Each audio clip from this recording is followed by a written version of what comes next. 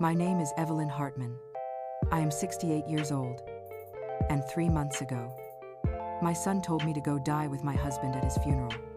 You'd think a heart would stop after words like that. But mine didn't. It stayed steady. Even when the world turned on its side. I used to believe that family was built on love. Now, I know it's held together by truth. And sometimes truth cuts deeper than betrayal. People ask me how I stayed calm, how I didn't scream back that day. Maybe because I already knew that silence has power. That when you stop defending yourself, the guilty start to speak louder. This isn't a story about grief. It's about what happens when a mother stops forgiving and starts remembering. The church smelled of lilies and regret. I could feel the stiffness of my black dress against my skin and the weight of eyes that weren't sure whether to look at me or look away. Michael's casket rested at the front. Polished walnut catching the morning light that came through stained glass. Grace sat beside me, holding my hand so tightly that I could feel her pulse against my wrist. My son Tom stood across the aisle with his wife, looking every bit the successful man he always wanted to be. He didn't glance in my direction. When the pastor began to speak, I heard only fragments. Words like legacy and devotion floated by without sticking. My eyes drifted to the corner where the choir used to stand. I remembered Michael's laugh the last time we had been here. The way he had winked at me across the pew. The memory hit sharp and clean. And I pressed the handkerchief to my mouth to keep the sound in. After the final hymn, people started lining up to offer condolences. Faces blurred one into another. Lydia, our longtime attorney, hugged me gently and said something about time healing. I nodded, though I knew time had no such skill. When it was Tom's turn, he hesitated for a moment, then stepped closer. His jaw was tight, his voice low enough for only me to hear. You shouldn't have come. I looked at him. Really looked. Seeing the boy who had once brought me dandelions in a paper cup, now standing there in an expensive suit that didn't quite hide his fear. I said softly, "This is my husband's funeral.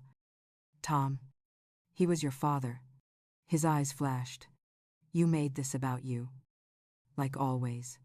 Then louder. "For the people nearby to hear." He said, "Maybe it's time you let him rest." Something in the room shifted. Lydia's head turned sharply. Grace's grip tightened. But before anyone could speak, Tom leaned closer again, his voice shaking with anger. "Go die with him." "Mom." The words landed like glass breaking. I felt the air leave my lungs. A murmur rippled through the room. Someone gasped. My knees almost gave out. But I stood still, my hands steady at my sides. I heard Grace whisper my name, but I didn't answer. I looked at my son, at the space between us that had been growing for years. And all I could think was that love shouldn't sound like this. He waited for a reaction.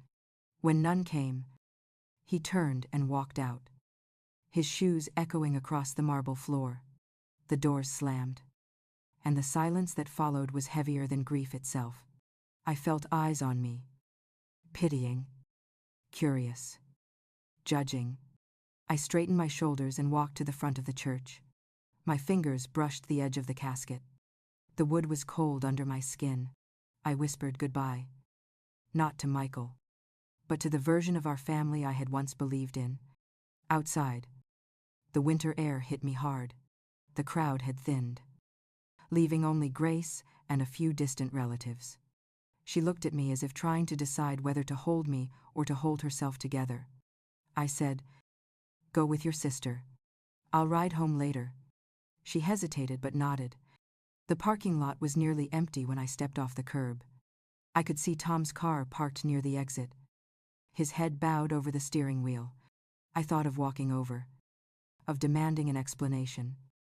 But what words could fix something that deep? Instead, I got into my car and sat in silence. The wind pushed against the windows, and the world felt smaller. At home, the house still smelled like him. The faint scent of cedar and coffee. his aftershave lingering on the hall coat. I walked to his study. Untouched since the day he died. His reading glasses still lay on the desk, beside an open notebook. A line written in his handwriting caught my eye. "If truth hurts, let it hurt clean." I closed the book carefully, as if closing the door on his voice. The clock ticked softly. Grace called later, asking if I was all right. I said yes, though I wasn't sure what all right meant anymore. She asked if Tom had called. I said no. She was quiet for a moment, before whispering, "I'll come by tomorrow." I told her not to. Some silences need to breathe before they can be filled. That night, I couldn't sleep. Every time I closed my eyes, I saw his face at the funeral. The anger that didn't look like grief. I wondered when he had started seeing me as the enemy. Maybe it began the day I refused to sign the papers that gave him full control of the company after Michael's first heart attack. Maybe it began long before that. In smaller moments. The ones you don't notice until they add up to something too heavy to carry. At 2 a.m, I got out of bed and made tea. The kitchen light felt harsh against the dark windows. I sat at the table, hands wrapped around the mug, staring at the reflection of my own face. The lines seemed deeper now. Sharper. There was a strength there I hadn't noticed before. Or maybe one that had been waiting for the right moment to return. I walked into the living room and turned on the lamp by Michael's chair. On the table beside it sat the framed photo of all three of us at the company's 20th anniversary. Michael's arm was around Tom's shoulders, and Tom's smile was wide. Proud. I touched the edge of the frame and felt something inside me settle. Not peace. Not yet. But resolve. In the quiet, I heard Michael's voice again. The way he used to say that patience isn't weakness. It's strategy. I realized then that the funeral wasn't the end of anything. It was the beginning. Outside, the first snow began to fall. Soft and slow. I stood by the window, watching it cover the streetlights. The bare branches. The path to the front door. Everything looked clean again. Untouched. Like a blank page. Somewhere inside me, something sharp and steady began to turn. When I finally went back to bed, I didn't pray for forgiveness. I prayed for clarity. There is a difference. And I had finally learned it. The night was quiet, except for the wind whispering through the trees. I closed my eyes and whispered back, barely above a breath, "I hear you." Morning light crept through the curtains, catching the dust that hung in the air of the old house. I had not moved from the chair near the window. The street outside was quiet except for a few passing cars and the distant sound of a church bell. The coffee on the table had gone cold hours ago. Untouched. The house felt bigger now. Emptier. Every picture frame, every book on the shelf, reminded me of him. Michael had built this home for us 40 years ago. Brick by brick. Promise by promise. I walked to his study, still smelling faintly of cedar and paper. His reading glasses rested on the desk where he had left them. The chair was pulled slightly away, like he had just stood up and would return any minute. I sat down and traced my hand along the worn leather armrest. The silence pressed hard in that room.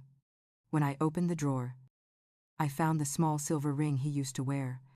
It was plain, old-fashioned, and a little tarnished. Just like him. Simple but steady. Inside, I noticed a tiny slot I had never seen before. I pulled at it gently, and a small flash drive slipped out. My heart skipped. Michael had always been the kind of man who left nothing to chance. I walked upstairs to my study, turned on the laptop, and waited for the screen to light. The USB drive clicked in with a faint sound. A single folder appeared. Inside, one document, titled, "For Evelyn." I hesitated before opening it. The words filled the screen in his voice. Calm and direct. "If Tom ever turns against you or betrays this family, go to Robert Klein. He will know what to do. My throat tightened. I leaned back in the chair, staring at those lines until they blurred. Robert Klein had been Michael's closest friend since college. He had handled every legal matter for the company, even our personal wills. Michael must have trusted him more than anyone alive. The phone on my desk rang. Breaking the stillness, I answered. Grace's voice trembled through the receiver. Mom. Have you heard from Tom today? I said no. Why? She paused. He's been in meetings all morning with Mitchell Holdings. There's talk about merging Hartman Group. He hasn't told the board. He hasn't told you either. I stayed silent for a moment. Grace waited, probably expecting me to panic. Instead, I said softly, let him do what he wants for now. Sometimes, silence says more than anger. Grace whispered. Are you sure that's wise? He's not thinking clearly. I said. None of us are. Lately. I'll handle it when it's time. After hanging up, I opened the second file in the folder. It was an older financial report from last year, before Michael got sick. The numbers lined up perfectly. Every column precise. Then I compared it with the most recent quarterly report Tom had released last week. Something was wrong. The profit margins were inflated. Expenses missing entire categories. It looked neat. Too neat. Michael's reports always left room for error. Tom's looked clean enough to hide something. I printed both sets of documents and laid them side by side on the table. My eyes moved between the lines again and again until the truth began to take shape. Transfers to a Delaware account under the name of Mitchell Holdings. Large sums marked as consulting fees. Michael never used consulting fees. He believed in transparency. I shut the laptop and sat there, staring at the ring now resting in my palm. The clock in the hallway struck noon. I stood up, walked to the window, and looked down at Beacon Hill. At the quiet rows of townhouses and bare trees. The world kept moving while mine stood still. For lunch I made a sandwich but didn't eat much of it. The bread was dry. The coffee tasted bitter. The memory of Tom's words at the funeral came back without invitation. Go die with him. The cruelty of it echoed, sharper than any blade. How could my son, my own blood, look at me and see something so worthless? In the afternoon, I decided to clean Michael's things. It felt like an excuse to stay busy. But maybe it was what I needed. I gathered boxes for donation and sorted through old paperwork.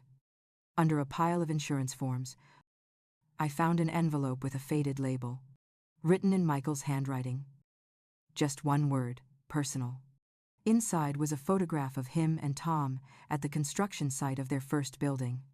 Tom was young, maybe 10, grinning at the camera, his small hands covered in dirt. On the back of the photo, Michael had written, "He'll build something bigger than I ever could." I pressed the picture to my chest. Maybe he had.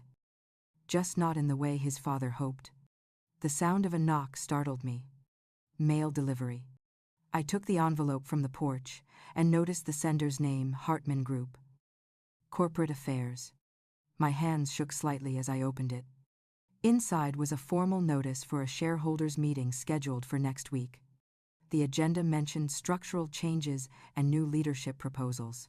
Tom was moving faster than I thought. I folded the letter, placed it in my planner, and sat quietly. The air felt heavy again. I whispered to the empty room.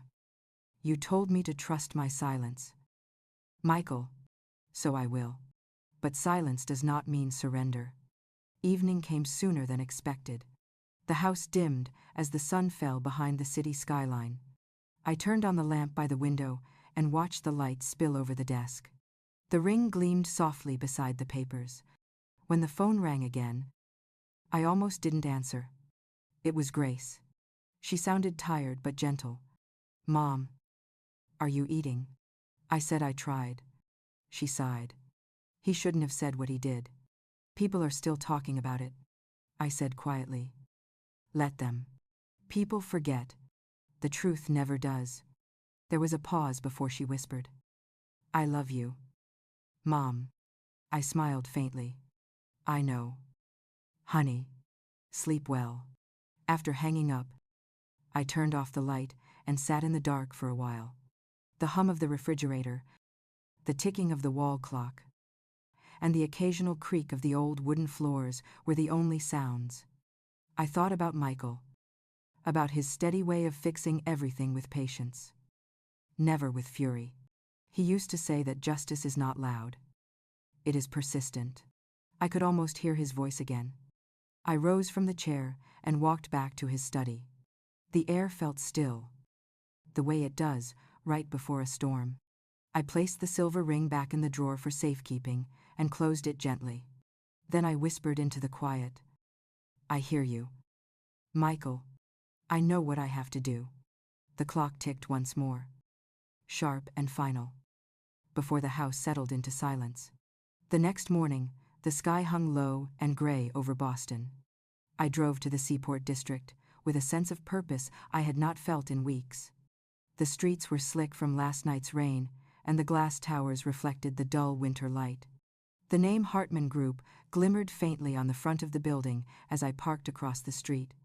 It had been almost 2 years since I last walked through those glass doors. The receptionist froze when she saw me. Her polite smile faltered for a second before she managed to greet me. "Mrs. Hartman." "It's been a while." I nodded, my voice steady. "I am here to see Lydia Moore." She paged her quickly, and I stood there, watching the employees hurrying through the lobby with their phones and coffee cups, pretending not to stare at me. Lydia appeared within minutes, her usual calm replaced by a nervous energy. She hugged me tightly and whispered, "I'm so sorry about Michael." I thanked her and followed her to her office. The door closed softly behind us. She looked pale, tired, like someone who had been holding her breath for too long. "He's out of control," she said quietly.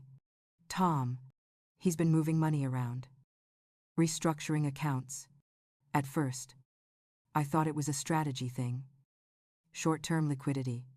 But then I started seeing payments to a company named Mitchell Holdings." I sat down, my fingers clasped tightly in my lap. Mitchell Holdings. That was the same name Grace mentioned. Lydia opened a folder on her desk and slid a few pages toward me. I looked at the numbers, the same neat rows I had seen the night before, but now with account details highlighted. Transfers of $700,000, $1.2 million, $800,000, each marked as consulting fees. Michael never used consulting fees. I whispered the words more to myself than to her. Lydia looked at me, puzzled. "Michael believed in clarity," I explained. "Every project, every transaction was open, nothing hidden." She nodded, understanding. I asked if the board knew. She shook her head. "He's isolated everyone. Anyone who questions him gets pushed aside. He replaced the controller last month and moved finance under his direct oversight." I leaned back, breathing slow. Lydia hesitated, then said, "I probably shouldn't even be showing you this. But I know Michael trusted you. Evelyn. He would have wanted you to see." I studied her face. Lydia had been with the company for almost 30 years. She joined when Michael was still working out of a rented office on Huntington Avenue. Loyalty was written in the lines of her face. I said softly, "Keep these copies safe. Do not email them. Print only what you must and destroy the rest." Her eyes met mine, uncertain. "Are you planning to confront him?" "Not yet," I said. "Let him believe I am still mourning. People reveal more when they think no one is watching." A long silence followed. Lydia finally smiled, weary but grateful. "I'll stand by you." I nodded, then stood. Before leaving, I paused by the window of her office, looking out at the city. The skyline looked sharper now, colder. As I drove home, the radio hummed some old Sinatra tune Michael used to whistle while making breakfast. For a brief second, it felt like he was still there, humming along with me. Then the light turned red, and the illusion broke. Back at the house, I made tea and opened Michael's old laptop. The same password still worked. I searched for emails with Robert Klein's name. There was one. Sent about a month before Michael died. Subject line, "For the day you need it." The body contained only one sentence. "Robert has the file." I stared at it, my hands still. My heart began to pound. Whatever this file was, Michael meant for me to have it, and for it to matter. I picked up the phone and dialed Robert's office. His assistant answered, told me he was in court and would return by late afternoon. I left a message, asking him to call as soon as possible. The waiting was the hardest part. I tried to distract myself by cleaning the kitchen, organizing drawers, even watering plants I had nearly killed. Everything I touched felt like it belonged to a different life. A life where I was simply a wife and a mother, not a woman quietly preparing for war. At 3:15 the phone rang. "Evelyn," Robert said, his voice warm but measured. "I got your message. What's going on?" I told him about the USB drive, the documents, and Lydia's information. He went quiet for a moment. "Finally," he said. "Michael asked me to keep something for you. If you're ready, you should come tomorrow morning." I could feel the blood rushing in my ears. "I'll be there at 10, I said. That night, I couldn't sleep. I lay in bed, listening to the wind outside. The old house creaked and sighed, the way it always did in winter. I thought of Tom, of the boy he used to be, the one who would crawl into bed between us after a nightmare. Michael would tell him, "Real courage isn't loud, it's quiet and steady." I wondered what happened to that boy. The next morning, I woke before sunrise, dressed carefully, and drove to Cambridge. Robert's office was a modest brick building near the river. He greeted me at the door, the same calm expression he had worn at Michael's funeral. Inside, he gestured for me to sit. He unlocked a small safe behind his desk and took out a sealed envelope stamped with Michael's initials. He handed it to me slowly, almost reverently. "Michael asked me to give this to you if Tom ever turned against you," he said. "He didn't want to burden you with it while he was alive." My hands trembled slightly as I broke the seal. Inside was a single sheet of paper in Michael's neat handwriting. "Trust your silence." I looked up at Robert. "That's it." He nodded. "That and a legal clause." He pointed to the bottom of the page. "If Tom breaches fiduciary duty or acts against the company's ethical charter, control reverts to you." I kept the paperwork sealed until now. I exhaled slowly. So he knew. Robert smiled faintly. Michael saw further than most people. He didn't always talk about it, but he prepared for every outcome. I folded the paper carefully and slipped it back into the envelope. "What happens next?" Robert said quietly. "That depends on you. You have 90 days until the next shareholders' meeting. Use them wisely." As I left his office, the cold morning air bit at my skin, but I felt strangely calm. I got into the car and placed the envelope on the passenger seat. The city was waking up. People rushing to work, unaware that the ground beneath their feet had just shifted. At a red light, I glanced at the envelope again and whispered, "I hear you, Michael." The light turned green. I pressed the gas and merged into the flow of traffic. Steady and silent. Traffic folded around me as if the city had decided to breathe in unison. I stayed in the right lane and let the river drift by on my left. Dark and flat under a pale winter sun.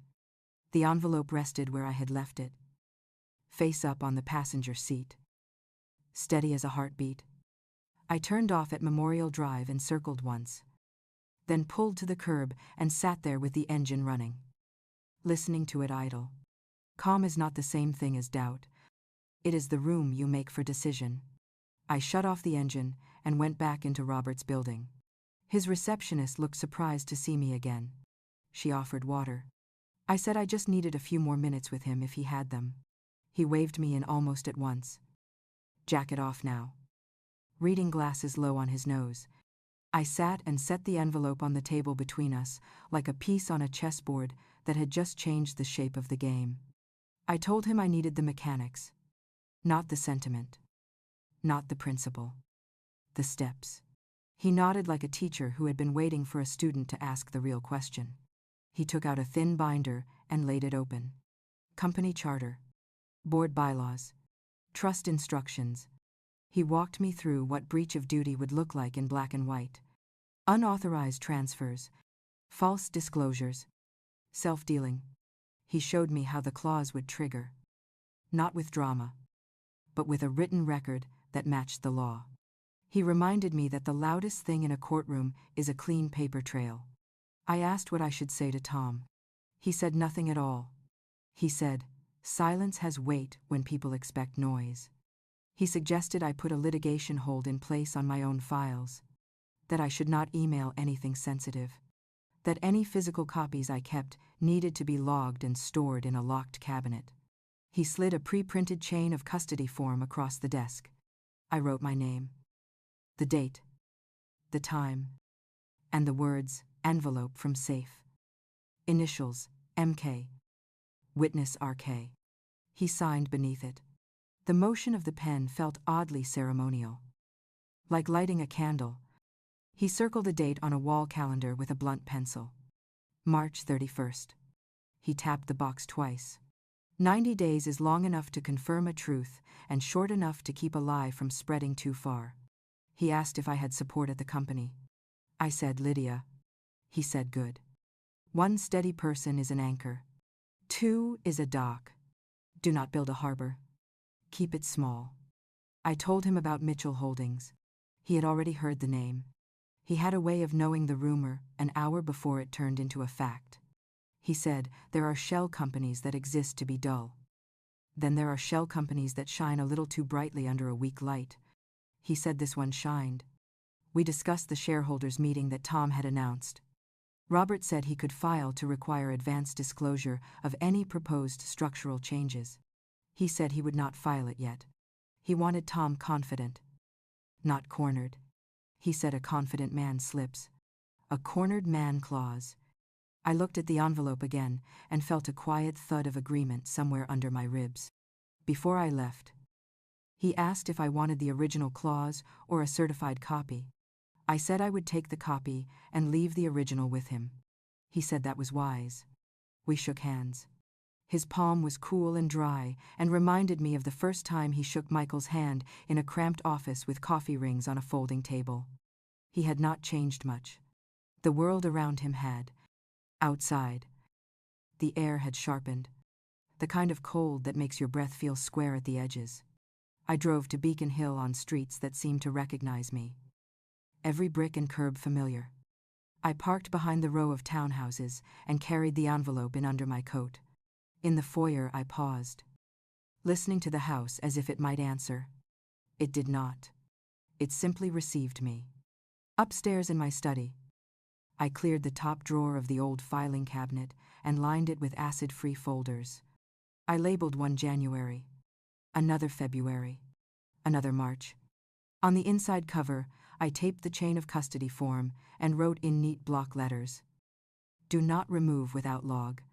I placed the certified copy inside a red folder and slid it into January. Then I locked the drawer. It clicked the way good locks do. Without struggle. Final, but not loud. I made tea and carried the mug to Michael's desk. I opened his planner, the leather worn smooth by years of his hands, and turned to the week we were in. In his careful script he had once written small reminders. Call, site foreman. Send birthday card to Bill. Pick up dry cleaning. I wrote beside the blank day squares in my own hand. Call Lydia. Review last quarter cash flow. Confirm board notice rules. I did not write Tom.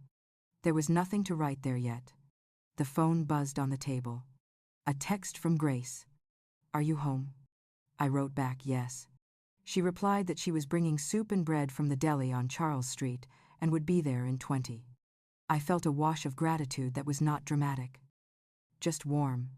The kind of warmth you notice because of the cold around it. While I waited, I opened the laptop and drafted a note to myself. Not an email. A document with a date and timestamp that would sit quietly on the hard drive. I titled it, Timeline. I wrote in short lines. Funeral. Tom's words. Envelope at Roberts. Clause regarding breach. Lydia's reports. Mitchell Holdings. Shareholders meeting notice. I kept the language plain. I heard Michael in my head saying the same thing he had said to junior managers for years. Write it so a tired person at the end of a long day can still understand you. Then I printed one copy and wrote in pen across the top. Personal record. And slipped it into January. The front door opened and the smell of good bread filled the hallway before Grace did. She came in without calling my name and set the bag on the kitchen counter and kissed my cheek. Her eyes were swollen around the edges.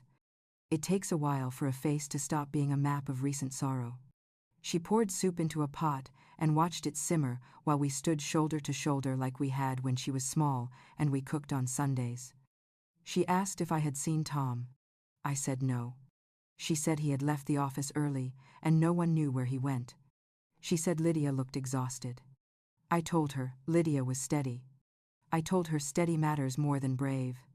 She smiled and said I sounded like Dad. I said he is the only voice I hear clearly right now. She nodded and handed me a bowl. We ate at the kitchen table and said, little. Grief eats time, the way a fire eats dry wood.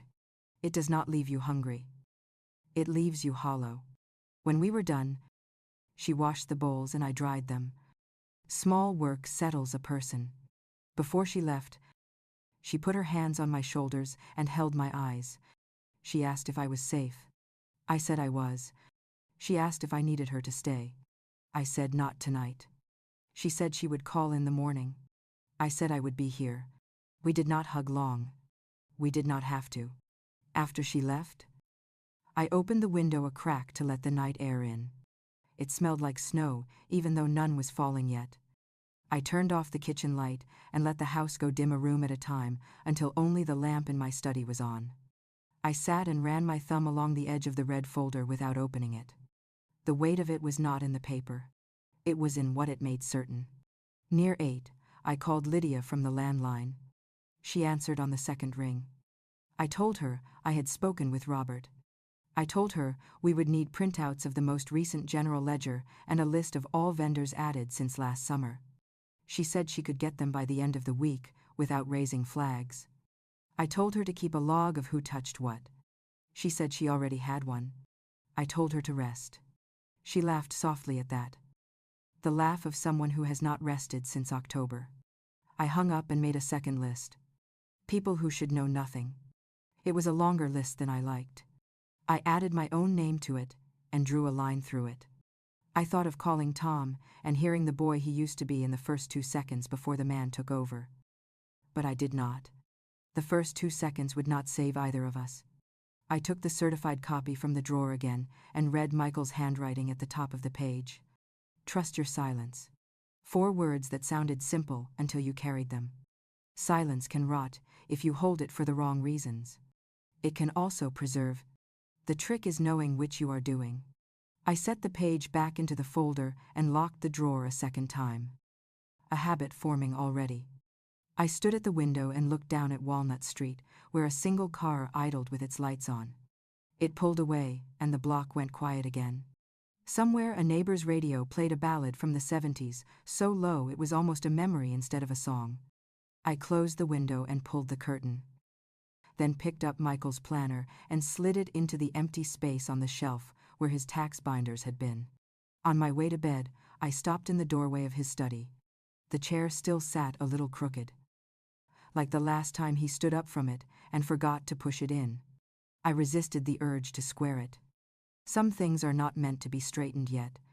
I turned off the desk lamp and let the dark settle. In my room, I laid out clothes for the next day. Not because I had a place to be, but because order is a kind of kindness you can give yourself when the world is untidy. I set my phone on the nightstand and watched the screen go black. Then I lay down and listened to the house breathe. Quiet is not always empty. Sometimes it is full of what you have decided. Snow started sometime after midnight. I woke to the soft hush of it against the windows and the faint glow it throws on ceilings. I did not get up. I let the thought come and go that by morning the city would look new. Not because it was, but because it had been covered. I closed my eyes and let the count begin without numbers. January, February, March. A calendar, not on a wall, but in my chest. Morning broke pale and silent. The snow from the night before, melting into thin streams that ran down the sidewalks of Beacon Hill.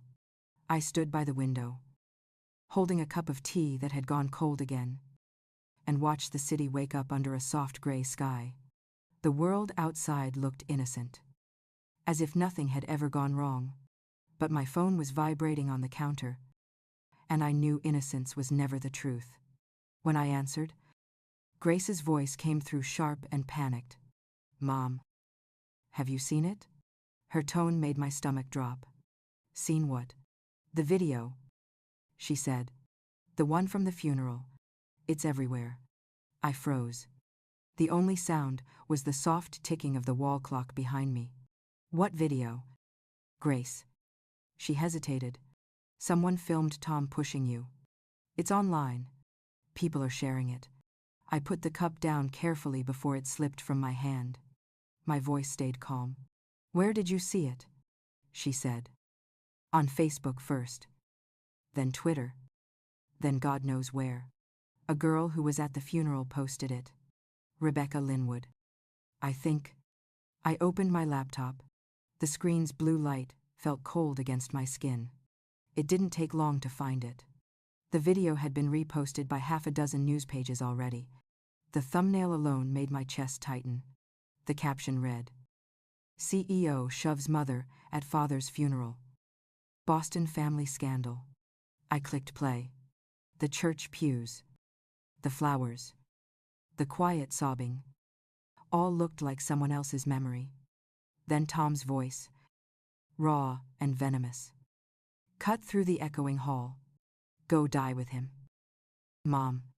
He pushed, and the camera shook as gasps filled the room. The clip ended on my face, steady and still, my hand brushing dust from my sleeve before the screen went black. It wasn't the push that hurt to watch. It was the silence that followed. That silence had more weight than any slap. My phone started ringing again. This time, it was Tom. I let it buzz twice, 3 times, then answered. His voice came through tense, furious. "Did you do this? Did you leak it?" I kept my tone quiet. "I did not." He said something under his breath, too low to make out. "The media's everywhere," he snapped. "Reporters are calling the office. The board wants an emergency meeting. Do you have any idea what this looks like?" I almost laughed. I said, "I suppose it looks like the truth." He inhaled sharply. "Don't play games with me. You think this helps you? You think people will feel sorry for you?" I said nothing. Silence stretched until he hung up. I closed the laptop and leaned back in my chair. Outside, the city was brightening. A few neighbors were shoveling snow, moving slowly, purposefully, unaware of the small explosion unfolding online. At noon, the doorbell rang. Lydia stood there in a gray coat, her eyes darting toward the street. "Reporters," she murmured. "2 of them down the block." I told her to come in. She pulled off her gloves, exhaling. "The video is bad, Evelyn. It's everywhere. But that's not the only thing. Daniel Brooks called me this morning." The name was familiar. A journalist from the Globe who had covered business for decades. Lydia continued. "He's investigating Hartman Group's financials. Said he received an anonymous tip about inconsistencies in the quarterly report." I smiled faintly. Sometimes, Justice wears a stranger's name. Lydia frowned. He's not after you. Evelyn. He's after Tom. I asked her to sit. Poured tea for both of us. The steam rose between us like a quiet curtain. She said the board scheduled a private session for tomorrow morning. Tom's been calling everyone, trying to control the damage. He's furious. He's blaming everyone, I said softly. Fury is just fear that learned to shout. Lydia looked at me for a long moment. She asked, "Do you want me to go to the meeting?" I nodded. "Watch. Listen. Say nothing unless someone asks directly." She agreed. When she left, I went upstairs and found an old photo album. Inside was a picture of Tom at 10 years old, missing his front tooth, holding a trophy almost bigger than him. He had been so proud that day. I remembered how he'd run to me, shouting that he had won first place. And Michael had laughed, saying, "We don't win against others, son. We win against who we were yesterday." I traced the photo with my thumb. Somewhere along the years, that lesson had gone missing. The phone rang again around 2. A deep voice introduced himself as Daniel Brooks. He apologized for calling directly, but said he wanted to verify a few details. I told him I wasn't part of the company anymore, that I had nothing to add. He said gently, "Off the record, Mrs. Hartman, do you believe your son is capable of financial misconduct?" I looked out the window at the pale sky, at a single bird perched on the fence. Capable is a wide word. "Mr. Brooks, I think most people are capable of anything when they believe they can get away with it." He paused. "Thank you for your honesty. If you change your mind, you have my number." After I hung up, I turned the radio on just for noise. Every news segment echoed the same story. Tom Hartman's name repeated again and again. The clip from the funeral played in the background of each report. People dissected my expression, my silence, the look in my eyes. They called it composure, grace, coldness. Everyone had a word for me. No one had the right one. By evening, Grace came over, breathless from running up the stairs. She said she couldn't go online without seeing my face on every feed. "Mom, do you want me to take it down?" I told her not to. The truth doesn't vanish when you hide it. She said, "He's losing it. Mom, reporters are camped outside his office. His PR team is falling apart." He called me crying. I looked at her, and for the first time, she seemed to see something in my face she hadn't before. A kind of peace that isn't forgiveness, but something near it. Grace whispered, "You're not angry, are you?" I shook my head. Anger is noise. Noise doesn't build anything. She stayed for dinner. We ate quietly. Soup reheated from the night before. When she left, she hugged me tight. I felt her trembling but didn't say a word. Later that night, I scrolled through the comments under one of the videos. Thousands of them. Some cruel, most sympathetic. People wrote things like, "How could a son do that?" And, "She handled it like a queen." I read a few, then closed the page. The house was silent again. Outside, the snow had stopped and the streets shimmered under lamplight. I walked to Michael's study. The same chair still turned slightly away from the desk. I sat, staring at the window's reflection of my own face. A soft knock broke the quiet. I opened the door. Lydia stood there again, her cheeks red from the cold. She said, "One more thing. Someone from the board leaked that Tom's facing internal review. He's panicking. He might come here." I nodded. "Let him." She hesitated before leaving. "Evelyn, this might actually work in your favor. People are starting to wonder who really ran this company all these years." I smiled faintly. The truth was, everyone already knew. They had just forgotten. When she left, I locked the door behind her and returned to the study. On the desk, lay the photo of Tom at 10, still holding that trophy. I looked at it for a long time before turning it face down. The clock ticked toward midnight. The city outside hummed softly. I sat back, folded my hands, and whispered into the dark. Let the world see what it wants. The truth has its own timing. Morning light fell through the kitchen window in soft stripes. I watched it crawl across the countertop as the kettle began to whistle. The house smelled of coffee and old wood polish. A combination that used to mean ordinary life. Now it only meant waiting. The board meeting was scheduled for 10. Lydia had texted at 7. Short and precise. He's already in the building. Reporters outside.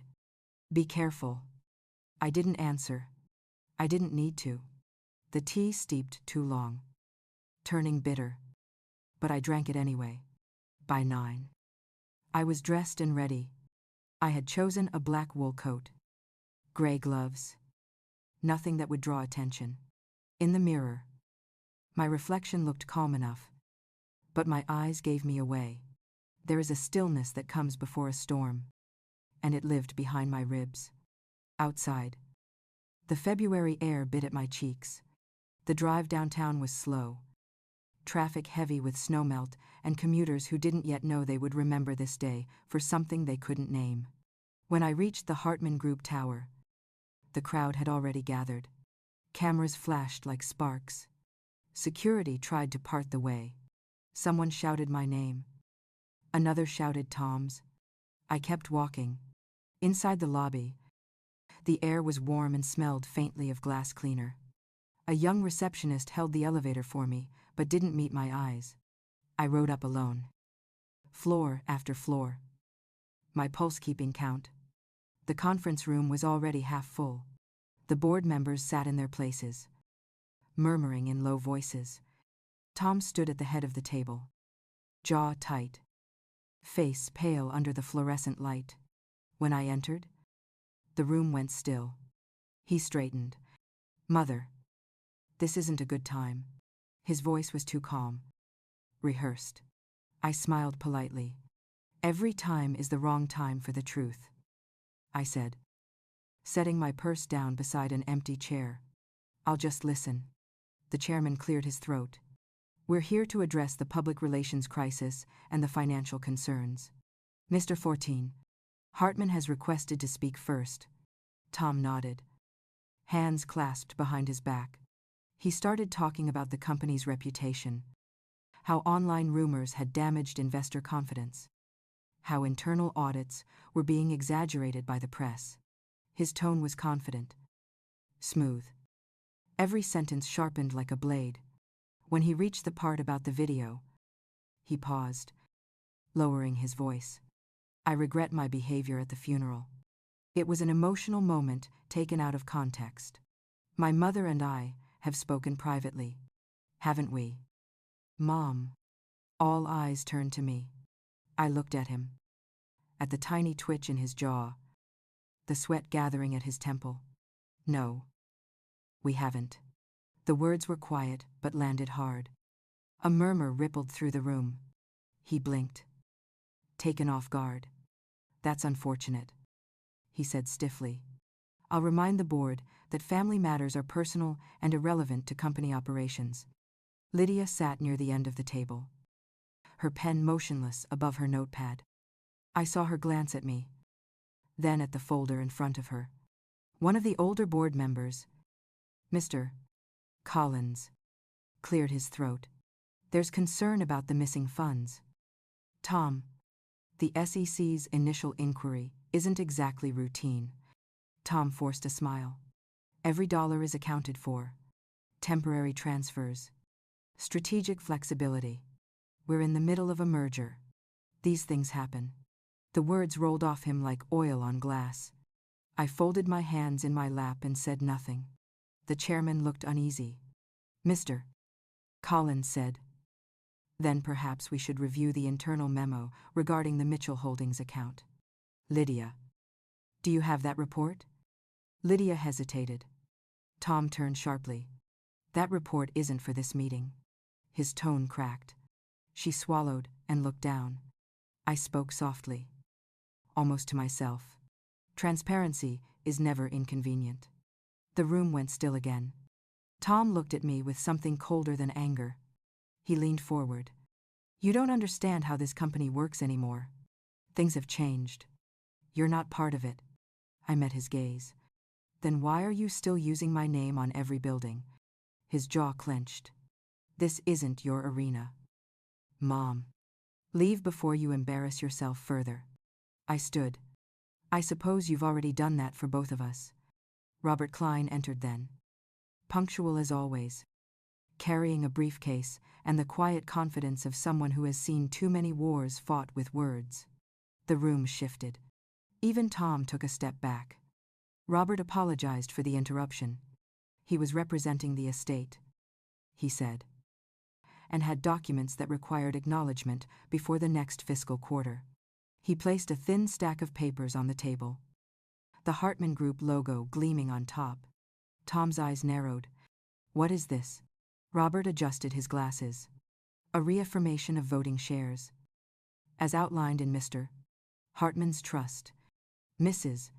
Hartman remains the primary stakeholder at 55%. The words landed like a stone dropped into water. Ripples moved through the faces around the table. Tom's voice rose. Louder than he intended. That's impossible. The trust was amended. Robert remained calm. It was reviewed. Not amended. Unless you have documentation otherwise. The current balance stands. Tom's face flushed deep red. He slammed his hand against the table. You can't come in here and... I cut him off. My tone soft but clear. Sit down. Tom. You're scaring the shareholders. He stared at me. Breathing hard. But he sat. Not out of respect, but out of instinct. The way a person sometimes obeys an echo from childhood. Robert collected signatures. His pen gliding neatly across each line. When he reached me, he slid the page over. I signed without hesitation. The chairman cleared his throat again. I think we need to reschedule this discussion until further notice. Tom rose abruptly. His chair scraping the floor. This meeting is over, he said. As people began gathering their papers, Lydia stayed seated. Her hand trembled slightly as she closed her notebook. When everyone else filed out, she looked at me. You handled that beautifully, she whispered. I shook my head. I didn't handle it. I just let the truth speak for itself. Tom was waiting by the elevator when I stepped out. His face had lost all color. You think you've won something, don't you? I stopped beside him. I haven't won anything. I've simply stopped losing. He laughed. Short and sharp. You've turned everyone against me. No, I said quietly. You did that yourself. The elevator doors opened. He stepped in. His reflection slicing in half as the doors closed between us. Outside. The air had turned colder again. Reporters shouted questions from behind the barricades. Flashes bursting like fireworks. I kept walking until the noise thinned. At the corner, I stopped at a small coffee shop Michael and I used to visit. I ordered a cup and sat by the window. The bitter taste felt right in my mouth. A few minutes later, Lydia texted. Colin says the board will reconvene next week. Tom's losing support fast. I typed back one word. Good. The streets outside moved on, as if nothing extraordinary had happened. Buses hissed to the curb. People crossed at lights. A child tugged at his mother's hand. The world didn't care about the storms inside one family. Maybe that was mercy. I finished my coffee and folded the napkin into small squares until it fit neatly in my palm. Then I slipped it into my coat pocket, stood, and walked out into the wind. When I reached the car, I paused before starting the engine. My hands rested on the wheel. For the first time in months, I felt the faintest pulse of calm that wasn't numbness. The kind that says something has shifted, even if no one else sees it yet. I started the car, watching the reflection of the city lights blur against the windshield. The silence inside the car was perfect. It wasn't peace. Not yet. But it was close enough to remember what peace used to sound like. Snow lingered along the curbs as if it had forgotten how to leave. The city looked washed in white and gray. The kind of morning that makes sound move slower. I drove home from the coffee shop without the radio on, letting the quiet hum of the tires fill the car. The buildings passed like chapters I wasn't finished reading. By the time I reached Beacon Hill, the calm I had felt after the meeting was thinning around the edges. Calm never lasts when truth starts to move. The mailbox was full again. I pulled the letters out and saw one from the SEC. Another from a law firm I didn't recognize. The rest were bills and a sympathy card that had probably been lost in the holiday mail. I left them on the kitchen counter and went straight to my study. The air in that room always held a faint scent of cedar and dust. Michael's scent. It made focus easier. Lydia had sent me a message at dawn. Check your email. I opened the laptop and found a folder she had labeled quietly. Inside were the internal ledgers. Transactions tied to Mitchell Holdings. Every transfer was there. Precise. Dated. And clear enough to burn. The totals made my stomach clench. $2.4 million moved across 5 accounts over 3 months. Every document was signed by Tom. I stared at the numbers until they blurred. Money isn't just currency. It's belief. And belief can be stolen long before cash moves. Grace called mid-morning. She had been at her apartment in Cambridge, working remotely, trying to avoid reporters. She said, "Mom, are you okay? Everyone at work is talking about that meeting. You looked so calm on camera." I smiled into the phone. Calm isn't always peace. "Honey, sometimes it's just control." She was quiet for a moment. Then she said, "I ran into Lydia last night. She looked worn out. Said you're working on something. Is it bad?" "It's necessary." I told her. Bad and necessary aren't the same thing. She hesitated again. I could hear the faint sound of her kettle in the background. "I just want to know you're safe." "I'm safer than I've been in a long time." After we hung up, I printed the ledgers and laid them on the table. The pages felt heavier than they should have, as if each number carried its own gravity. I thought of Michael again. How he used to say that dishonesty always has an echo. Even when you whisper, it finds a way to return. Around noon, the front gate clicked. I looked through the window and saw Lydia, bundled in a scarf, her breath visible in the cold. She looked smaller than usual, worn down by the week. I opened the door before she knocked. She smiled faintly. "I brought something." She handed me a sealed envelope. It was from the auditing department, a duplicate of the SEC's file. I offered her tea, and she nodded. We sat at the kitchen table while steam rose between us. She said, "Tom's losing people fast. The board is fracturing. Collins is talking to the regulators. I don't think Tom knows yet. He will soon enough." She looked tired. "Are you sure you want to see him fall like this?" I folded my hands. "I don't want him to fall, Lydia. I want him to stop digging." She nodded but didn't look convinced. When she left, she squeezed my shoulder gently. "Call me if anything shifts." After she was gone, the house felt too still again. I went upstairs, carrying the files. In Michael's office, I turned on the old record player and let one of his jazz albums spin. Soft and low. I started sorting the papers into categories, marking them with sticky notes. One for sec, one for internal, one for personal record. At some point, I realized I was talking to myself quietly, reading each line out loud the way Michael used to when balancing numbers late at night. The rhythm of it calmed me. By mid-afternoon, my eyes were sore. I leaned back, closing them for a moment, and the sound of the record filled the room. In the darkness behind my eyelids, I saw the church again. The wooden pews, the flowers, the sound of my son's voice. Go die with him. That moment had branded itself into my life. a scar that didn't fade. But now, replaying it, I noticed something new. The hush after, the way people had looked at me, waiting for me to break. I hadn't. That was the moment everything turned. The doorbell rang. I startled, the past slipping away. Through the peephole, I saw Grace. Her face was flushed from the cold, and she held a small box.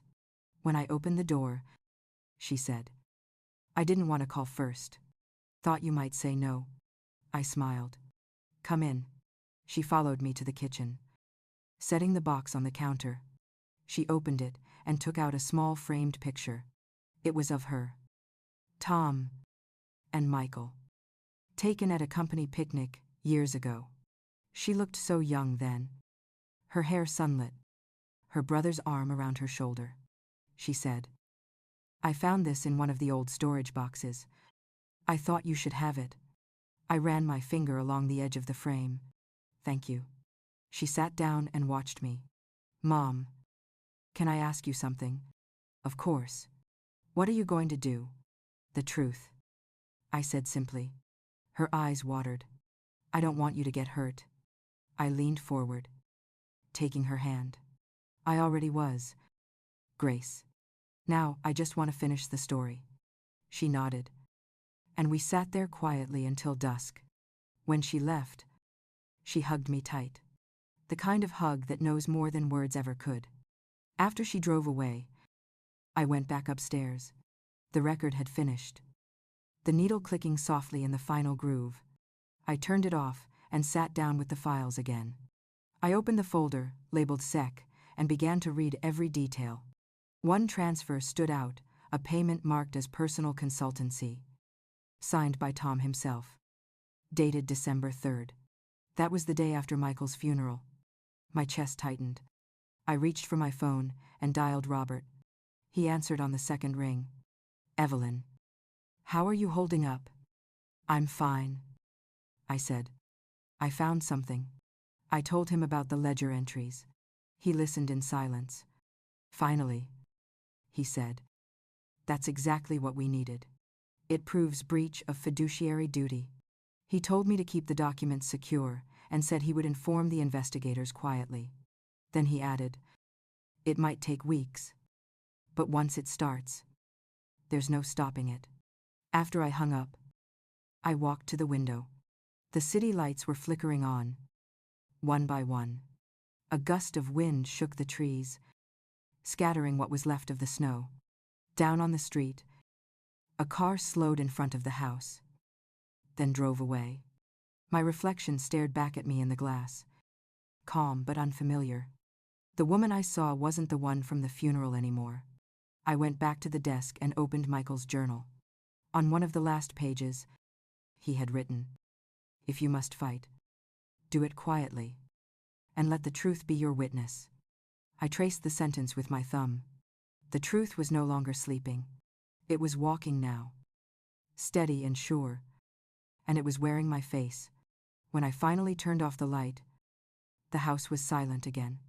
I stood in the doorway of the study, looking once more at the files spread across the desk. There was order now, a pattern where chaos used to live. I whispered into the stillness, almost to the memory of Michael himself, "I'm not done yet." Then I closed the door behind me and let the quiet settle. The next morning, I packed a small suitcase without thinking much about it. A few sweaters, a book, the photo Grace had given me, and Michael's old planner. The air inside the house felt thick, restless, like it wanted me gone for a while. I left a note for Grace on the kitchen table. Just a line that said, "I'll be at the Cape. Don't worry." The drive to Cape Cod was longer than I remembered. The highway stretched quiet and bare, the trees along the roadside stripped of color. I rolled the window down halfway. The cold air bit at my fingers, but it felt honest. Sometimes you need the wind to remind you that you're still moving forward. When I reached the beach house, the tide was low. The boards of the porch creaked under my shoes, and the salt in the air settled into my lungs like memory. The house had sat empty for months, but it still smelled faintly of lemon oil and sand. I unlocked the door, walked in, and set the suitcase by the couch. The silence there was a different kind. Wider, gentler. I opened all the curtains. Sunlight spilled across the wooden floor, revealing a thin film of dust. I made coffee and sat by the window, watching the water pull back and surge again. The ocean never pretends to stay calm for long. Later, I walked down to the beach. The sand was cold and firm, my footprints filling with thin puddles of seawater as I moved. A few gulls circled above, their cries sharp in the clean air. I kept walking until I reached the spot where Michael and I used to sit during summers, folding our chairs into the sand. To him reading, me knitting or pretending to Senjin. He always said the sea made him feel small in the right way. I stayed there for a while, just breathing. The horizon looked endless, and for a moment, I wished it would swallow everything I didn't want to carry anymore. Behind me, I heard footsteps crunching against the sand. When I turned, I saw Nancy Rivers, her red scarf bright against the dull sky. She had been my neighbor here for nearly 20 years. The kind of woman who always smelled faintly of cinnamon and spoke softly even when she was angry. I smiled. You still walk this early? She grinned back. Some habits survive everything. We hugged. The kind of hug that happens between women who have seen each other's good and bad years without judgment. She stepped back and looked at me closely. You look thinner, she said gently. Grief burns calories, I said. She laughed softly, shaking her head. Same old Evelyn. Still too quick with the truth. We walked together along the shoreline, our shoes sinking into the wet sand. She asked about Grace, about Boston, about how I'd been sleeping. I told her pieces, not the whole picture. She didn't press. Good friends don't need the full story to understand the weight of it. When we reached the jetty, she stopped. You came here to rest or to think? Both, I said. Maybe to remember who I was before I started fighting. Nancy folded her arms, looking out at the horizon. Then remember fast. Because fighting takes energy, and you'll need yours. We stood there in silence until the wind picked up. I could almost hear Michael laughing in it. Low and distant, back at the house. Nancy stayed for coffee. We sat at the kitchen table while the light faded. She looked around and said, It's good to see this place again. I missed how quiet it gets here. Quiet doesn't mean peace, I said. She smiled faintly. You sound like me after my divorce. I laughed for the first time in what felt like weeks. When she left, she squeezed my hand. You're stronger than you think. Evelyn, you always were. After she drove off, I stood by the window, watching her car disappear into the dusk. The tide was coming in again, slow and relentless. I lit the fireplace and sat on the rug with a blanket. The heat built slowly, crackling and uneven. I opened Michael's planner and turned to a random page. He had written something in pencil, barely visible. It said, Teach them what grace looks like when it's tested. I ran my fingers over the faint words, tracing the grooves his hand had made. Grace. The word could mean so many things now. A daughter, a virtue, a choice. The next morning, I woke to the sound of waves slapping against the rocks. The air smelled of salt and coffee again. I sat outside on the porch with a mug, my blanket wrapped around me. The sea stretched gray and endless. The phone rang inside. I let it ring twice before answering. It was Grace. Her voice sounded tight with worry. Mom. Where are you? At the Cape, I said. Just needed air. She sighed. You could have told me. I left a note. I didn't see it. There's something you should know. Robert sent a letter. The court scheduled the reading of the will. March 31st. The words hung between us. The sound of the waves filled the silence. I'll be there, I said. She hesitated. Mom. There's more. Tom called me last night. He's angry. He said he won't let anyone take the company from him. He sounded desperate. Desperation is louder than reason. I said quietly. Let him shout. Please be careful. She whispered.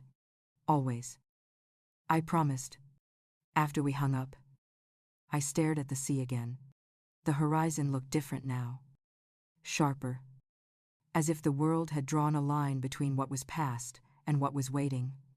I walked down to the water and stood there until the tide reached my shoes.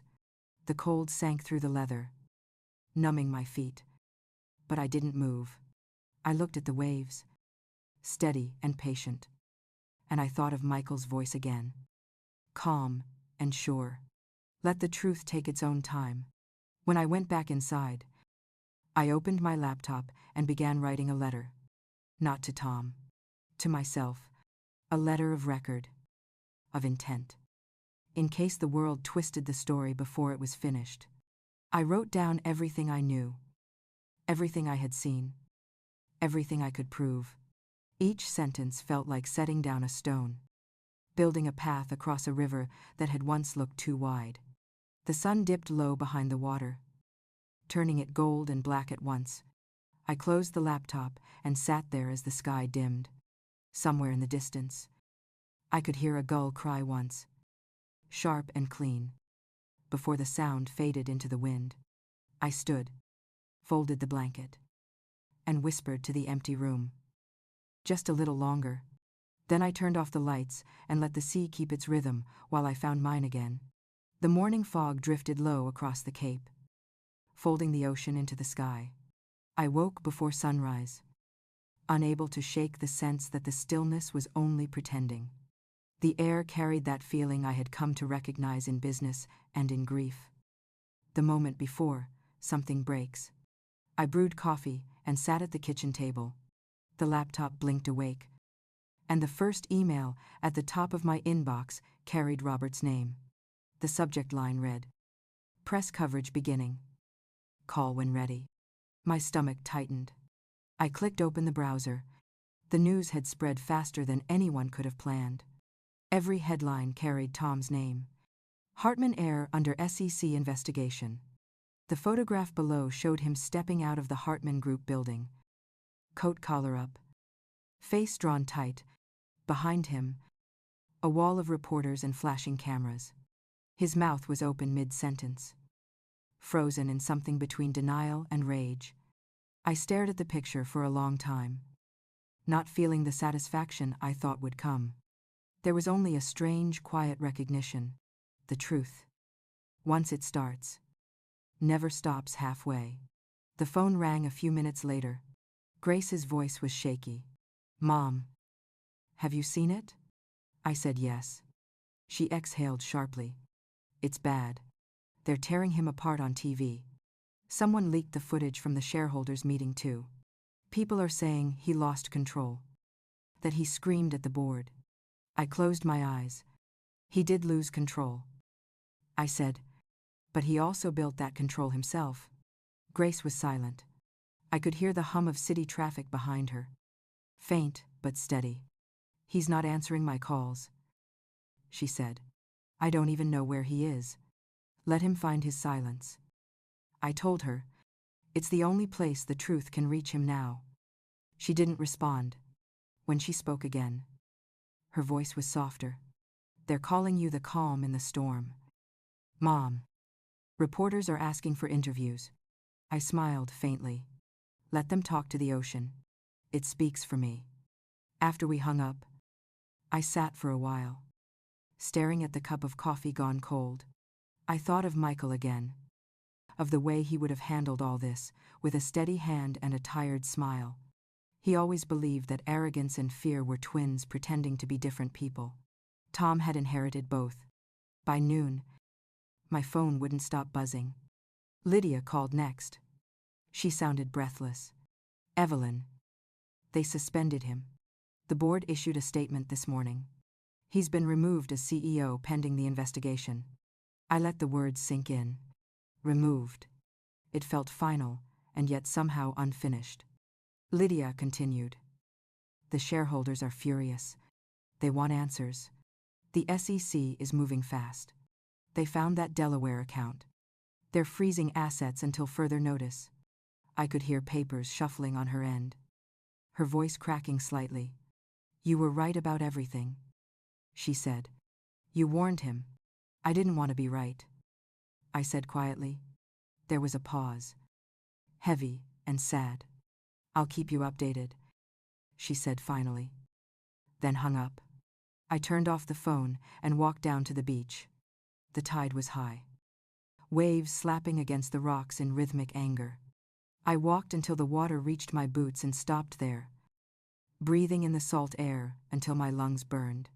Somewhere, far down the shoreline, a child's kite lifted. A small patch of red against the pale sky.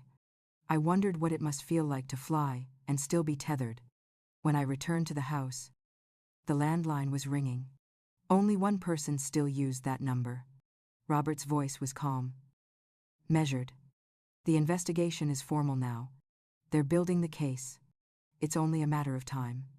I asked him how much time. He hesitated. Weeks. Not months. The reading of the will stands. We move forward as planned. I nodded. Even though he couldn't see me. Thank you, Robert. He paused before hanging up. Evelyn, he said softly. You've handled this with more grace than most could imagine. Grace. That word again. I thought of my daughter. Out of the lesson her name carried. I said nothing. And he didn't press. After the call, I made dinner but barely ate. I tried reading, but the words blurred into one another. The house felt smaller now, as if the walls had pulled closer to listen.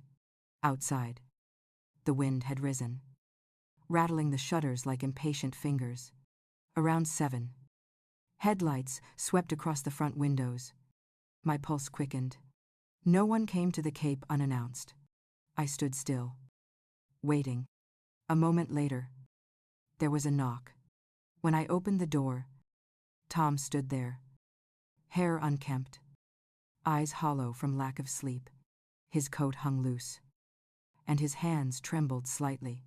He looked at me like a stranger, unsure if he was welcome. You shouldn't have come, I said quietly. I needed to see you, he said. He stepped inside without waiting for an invitation. The smell of cold air and city smoke followed him. He stood in the middle of the room, glancing around as if seeing it for the first time. You're living here now, he said. For a while, I answered. Silence stretched between us. Taut as wire. They took everything from me, he said finally, his voice breaking. Everything I built. No. Tom, you took it from yourself. He turned sharply. You think this is justice. Watching me be humiliated. I didn't watch, I said. I survived. He laughed bitterly, running a hand through his hair. You sound just like Dad. Always the moral one. Always right. Your father wanted you to understand that right and wrong aren't decorations, I said. They're structure. The only thing that holds when everything else falls. He looked at me then. Eyes wet but defiant. I didn't mean to hurt anyone. That's the problem, I said softly. People never mean to when it's someone they love. He turned away, pacing. Reporters follow me everywhere. Grace won't talk to me. They're freezing my accounts. I have nothing left. You still have time, I said. Use it. Make something true of it. He stopped and looked at me as if I had spoken another language. You don't hate me, do you? Hate is easy, I said. Love takes work. He stared for a long moment, then nodded once, more to himself than to me. I'll leave before the roads freeze, he said. He walked to the door, then paused, his hand on the knob. I'm sorry, he whispered. I know, I said. After he left, I stood by the window and watched his car pull away, the headlights swallowed by fog. The night fell hard after that. heavier than before. I went to the fireplace, added a log, and sat on the couch until the room filled with the sound of burning wood. I thought about the boy he had been, building towers out of blocks and crying when they fell. Some lessons never change shape. They only grow taller. By midnight, the wind had quieted. I stepped outside and looked toward the ocean. The tide was rising again, silver under the moonlight. I whispered into the wind, not to anyone in particular, just to the world itself. Let him find his way back, if there's still a way left. Then I went back inside, turned off the lights, and let the dark take what it needed. Morning broke with a thin line of gold cutting across the cape. I had not slept much. The wind had carried voices that were not there, fragments of memory and the sound of tires on gravel long after Tom's car had gone. By the time the coffee pot finished sputtering, I had already decided. I was going back to Boston. The drive felt quieter than usual. The radio spoke in half sentences about stock prices and politics. Nothing about us. Not yet. The road into the city was wet from rain that must have fallen overnight. I could still see my reflection in the windshield, faint and transparent, like a photograph that had begun to fade. Robert's office was on the corner of Boylston and Tremont. The building looked old enough to remember when people still believed paper could keep secrets. I parked, locked the car, and walked up the steps. He was already waiting, standing by the window with his jacket draped over the chair. "You came early," he said. "I wanted to see the city before it sees me," I told him. He smiled faintly, motioning to the seat across from his desk. "The will reading is scheduled for noon. Grace confirmed she will attend. The board and Tom have both been notified." I nodded. He poured coffee and slid a cup toward me. The clock on the wall ticked quietly, each second feeling deliberate. "How bad will it be?" I asked. He hesitated. "The truth rarely comes quietly, Evelyn, but it always comes." We drove to the firm together. The building was smaller than I expected, just a set of offices above a bank. Inside, a long table waited, lined with folders, legal pads, pens neatly aligned.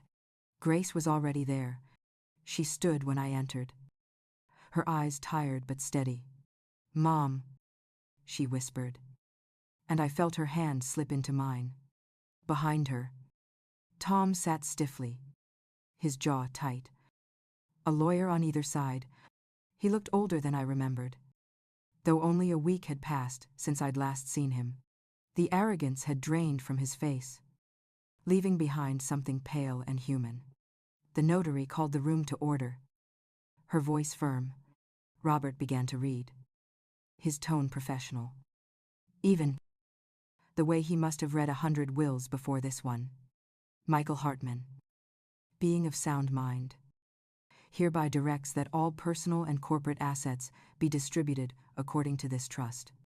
The words moved forward like a river gathering force. Michael's charitable bequests, the division of properties, and finally, the matter of company shares. Robert paused before continuing.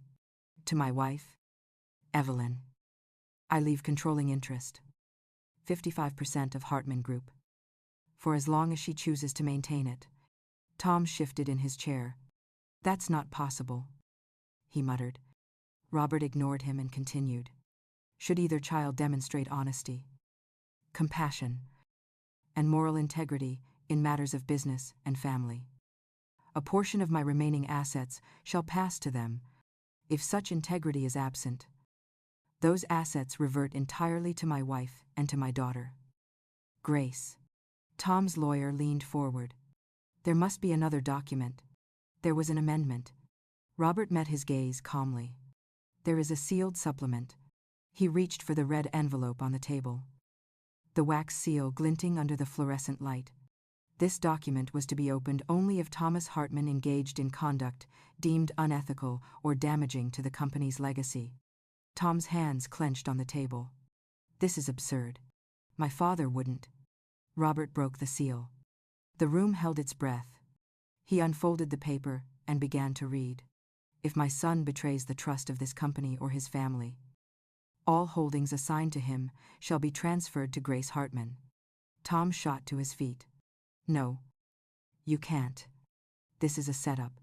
Robert set the paper down. Calm as ever. There is also evidence of financial misconduct, he said. Transfers from corporate accounts to private entities. Tom turned toward me, eyes wide. You think this fixes anything? You humiliate me in front of everyone. And you think you've won? I met his gaze without flinching. I didn't humiliate you. Tom. You did that to yourself. He laughed, the sound breaking in his throat. You think Dad would be proud of this? He would be proud that I didn't look away. The silence that followed felt like air before thunder. Then Robert opened another folder. Mr. Brooks from the Globe provided video documentation. He pressed play on a small tablet. The screen showed footage from the company's internal cameras. Tom's voice filled the room, loud and unmistakable. I don't care how it looks. Move the money now. Just do it. Tom reached forward, slamming the tablet shut. Enough. Grace spoke then, her voice shaking but clear. Stop. Tom. You've hurt this family enough. He turned to her, his anger fading for just a second. You don't understand, he said. Everything I did was to prove I could build what he built. Grace's eyes filled with tears. You were already part of it. You just couldn't stand not being the only one. Tom's shoulders slumped. For a moment, he looked like the boy he used to be, standing at the end of our driveway with scraped knees and big dreams. But that boy was gone now. Robert cleared his throat. The board has been notified. The transition will proceed immediately. Grace will inherit all shares and take interim oversight under Evelyn's guidance. The lawyers began gathering papers. Tom stayed still, staring at nothing. When everyone started to leave, he said softly, "What happens to me now?" I looked at him. That depends on what kind of man you decide to be next. He nodded once, then stood and left without another word. The door closed behind him with a dull click. Grace sat down beside me, her hands shaking. Is it over? She asked. I reached for her hand. It's never really over. But it's enough for now. Robert gathered the remaining papers and locked them into his briefcase. He looked tired but content. Michael would have been proud, he said. I didn't answer. Pride felt too heavy a word for the kind of peace I carried. When we stepped outside, the city was bright with late winter sunlight. Reporters waited across the street, but none of them crossed when we appeared. I walked past them, feeling the warmth of Grace's hand on my arm. As we reached the car, she said, "Mom, you were incredible in there." I smiled faintly. I just told the truth. It does most of the work on its own. She laughed quietly. And for the first time in months, it sounded like spring again. The drive home was slow. Traffic thick but easy. I kept the window cracked, just enough for the wind to come through. Somewhere behind us, the city began to fade into the distance. Ahead, the sun rested low and gold. And for a moment, I could almost feel Michael's hand in mine. When we reached the house, I unlocked the door and stepped inside first. The air smelled faintly of lemon polish and something new. Something lighter. I hung my coat, turned to Grace, and said, "Let's make dinner." She smiled and nodded. The sound of her laughter followed me into the kitchen, soft and alive. For the first time in a long while, the quiet didn't feel like waiting. It felt like breathing again. The next morning, sunlight touched the walls of the kitchen, like something gentle returning after a long absence. Grace was already awake, her hair still damp from the shower, stirring a pot of oatmeal as if she had done it there every morning of her life. I sat at the table, watching steam rise and twist above her shoulder. The world looked strangely ordinary again, though everything inside it had shifted. News traveled fast. By the time we finished breakfast, the headlines had multiplied. Hartman CEO officially removed. SEC confirms charges pending. The story filled every channel, every screen. I read one article, then another, until the words started repeating themselves like an echo that refused to fade. Grace turned the television off.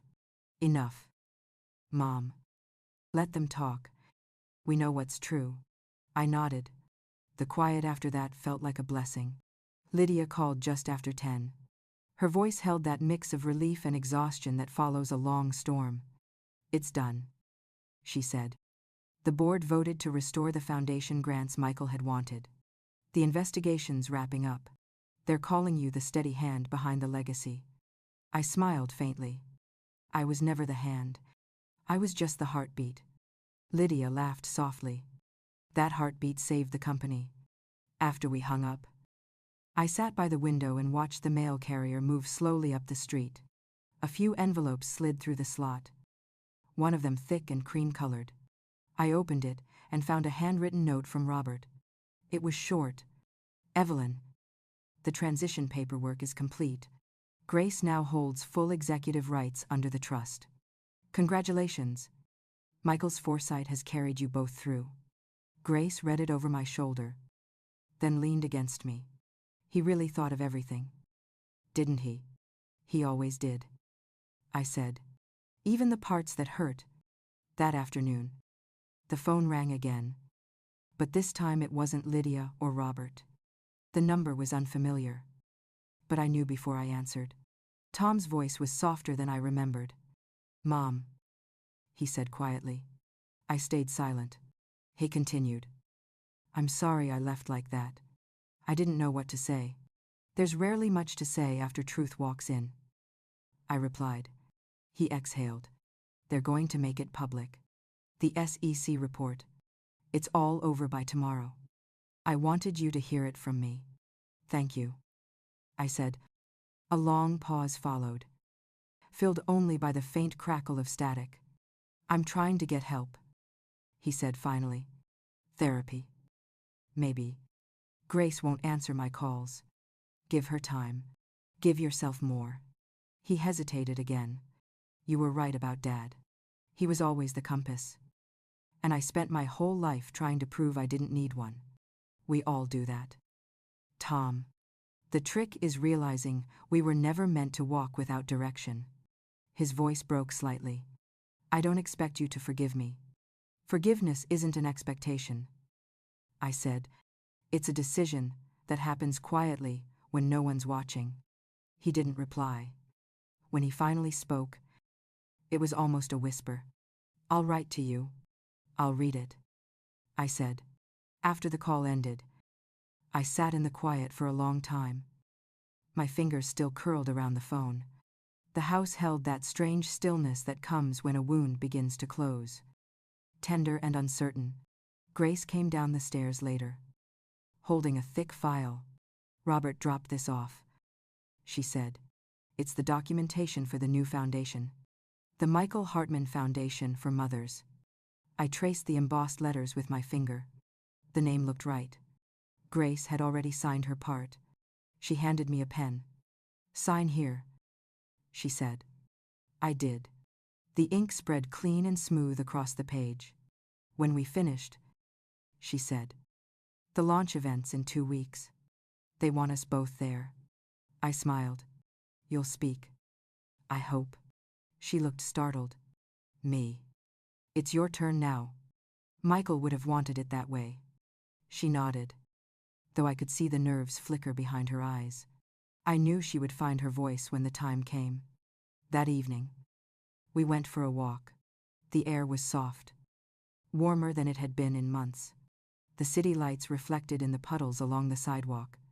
People passed by carrying groceries and umbrellas, talking about nothing and everything.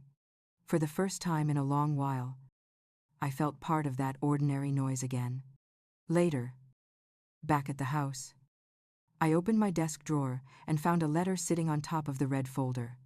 The handwriting was unmistakable. Tom's.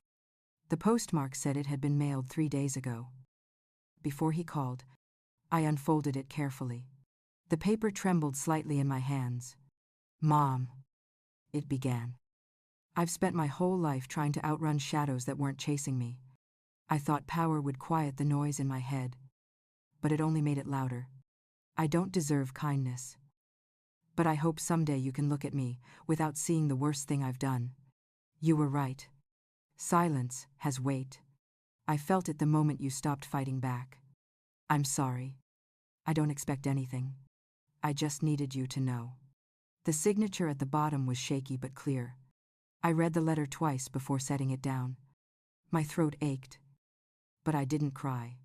There are some kinds of sorrow that belong to peace, not pain. Grace found me sitting there a few minutes later. "You okay?" "Mom." I nodded. He wrote. She looked at the letter but didn't touch it. "Maybe that's a start." "Maybe," I said. "Sometimes the smallest step is the whole journey." She smiled faintly and went to bed. I stayed a little longer, tracing the edges of the paper, then folded it neatly and placed it in the drawer beside Michael's planner. The next morning, the papers ran another headline: "From CEO to Outcast, the Fall of Tom Hartman." I read it once, then turned the page. The photograph beside the article showed Grace at the Foundation's press conference, standing behind a podium, speaking clearly, her hand on her heart. Lydia had texted me a picture from the event. Grace's expression was confident, poised. The caption under the photo read, "A new chapter for the Hartman legacy." I looked at it for a long time. Pride and sorrow tangled together until they felt like one thing. That evening, Grace came home flushed with relief. "It went well," she said. "People were kind. They listened." I hugged her. "I'm proud of you. You taught me how to stand," she said softly. When she went upstairs, I stood in the living room, looking out at the city lights flickering against the dark. Somewhere out there, Tom was facing his own kind of silence. I hoped it would teach him what mine had. The clock on the mantel ticked steadily, the sound warm instead of lonely now. I sat down with a cup of tea, feeling the quiet stretch comfortably around me. The world had tilted, but for the first time, it felt like it had tilted into place. Spring crept in quietly, softening the edges of the city. I could smell it before I could see it. A warmer note in the morning air, and the sound of birds that had been missing for months. Grace moved through the house with a new kind of rhythm.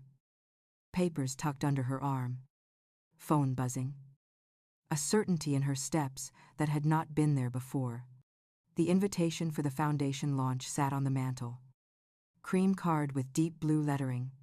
The date was set. The list was growing. The kitchen filled with flowers people kept sending, as if beauty could pay down grief. Robert stopped by 2 days before the event. He took the chair by the window and set a folder on the table. His voice was careful. "The SEC has finalized their findings. Tom signed a consent decree. Restitution scheduled. Barred from serving as an officer for 10 years. Supervision for 5. Sentencing hearing in early summer." He added that Tom had requested permission to attend the launch from the back of the room. No press. No conversation. Just to listen. Robert said the choice was mine. I said it was Grace's. He nodded. He always understood where the center of a room was. That night I found Grace on the stairs with her notes spread out like a paper quilt. She looked up, doubts flickering just behind her calm. I told her the news. She listened without interrupting. Then took a long breath. "Let him come," she said. "He can stand in the back. No cameras on him. No scenes. We do not hand our day to his past." I felt Michael in that answer. Steady and clear. The launch took place at the Boston Public Library, in a bright room that held light the way a good memory does. People arrived in small clusters. The city's quiet heroes, and a few names that fill headlines when they pay attention to something besides themselves. Lydia came early. wearing a navy suit and the tired smile of someone who finally sees a finish line. Nancy drove in from the Cape and hugged me like a sister. Robert stayed near the side aisle, watchful and kind. A small brass plaque waited on a velvet stand, covered with a white cloth. The Michael Hartman Foundation for Mothers, it said underneath. To be revealed at the end. I dressed simply. Navy wool. The pocket watch Michael loved tucked into the inner seam of my jacket. Grace wore a soft gray dress and her hair pinned back. She looked like the woman she had been walking toward for years. Before we went on, she took my hand without speaking.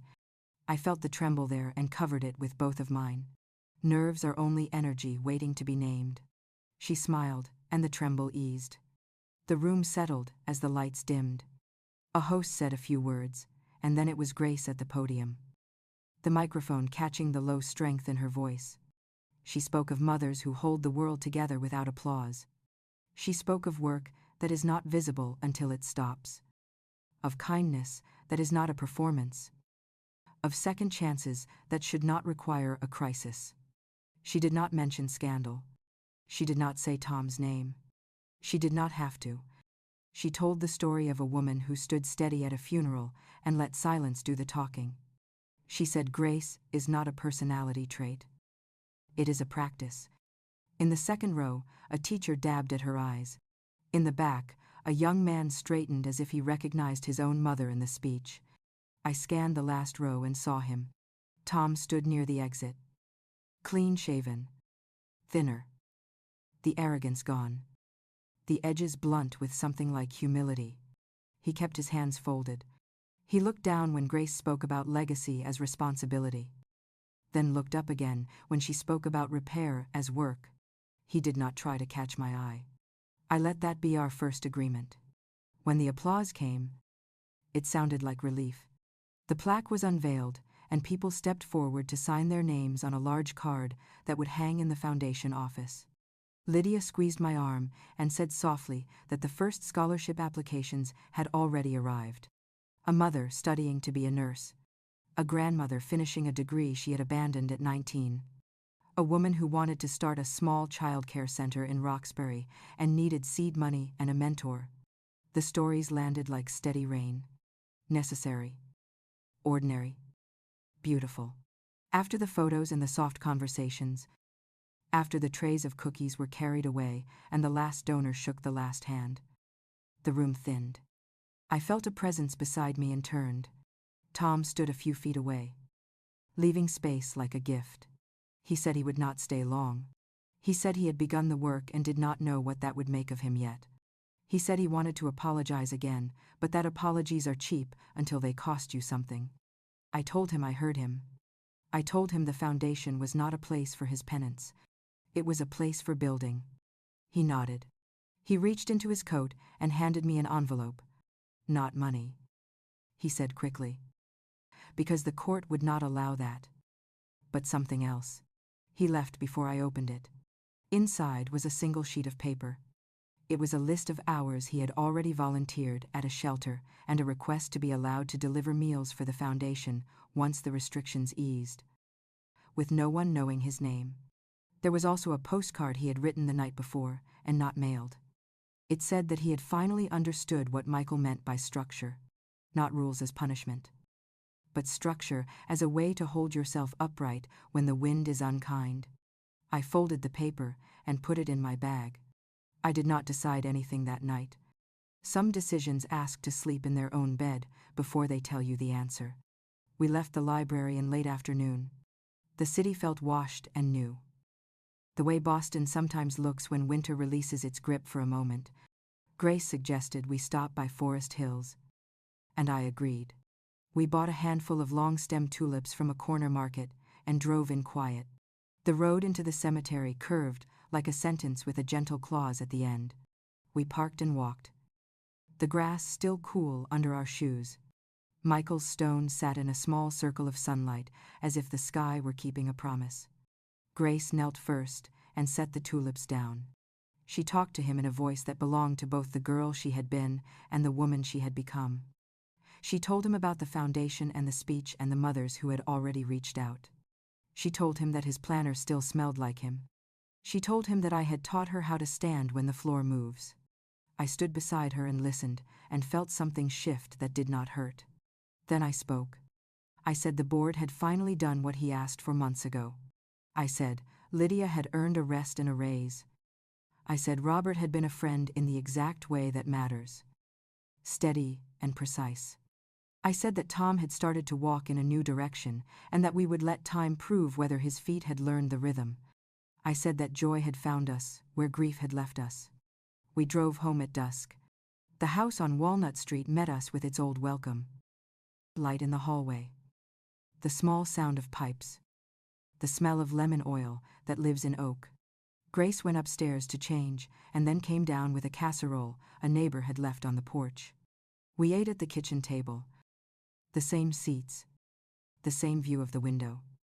But everything changed. After dinner, she washed, and I dried. When she finished, she wiped the edge of the sink the way Michael used to, and laughed when she realized it. I laughed with her.